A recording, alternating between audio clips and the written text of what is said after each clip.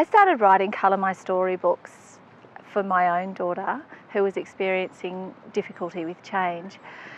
And I realised when we were moving house that the words that I was trying to explain just weren't quite enough. So I wrote her a book. I put some simple language through it and some colouring in images. I was quite fascinated when she, with only just reading it once or twice, already she started to ask questions. She was 3 years old. We were having a conversation about the move. She was able to ask me little questions. What colour's the truck going to be? Who's going to drive the truck? Can I pack some of the things into the boxes? And I felt like they weren't questions that I would have guessed that she would be thinking of, but they were questions that I could answer, and it was a way that we could have a conversation about the change. As we sort of got closer to the move, she kept the book pretty close. She had it up beside her bed each night, and we went through the story.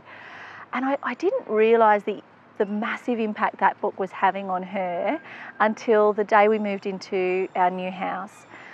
I knew it was helping during the move. I knew while we were living in temporary accommodation, while we were looking for a house, I was surprised that there weren't many tantrums. But mostly, the day that we moved in, I remember the removalist truck driving away, and she said to me, "Where's the dog? Where's Harry?" And I said, "He's at Gran and Grandad's place. It's 8 hours away." And she said, "No, in the book, the dog comes next." And that was the moment that I realised this book was more to her. It was like a guide to her.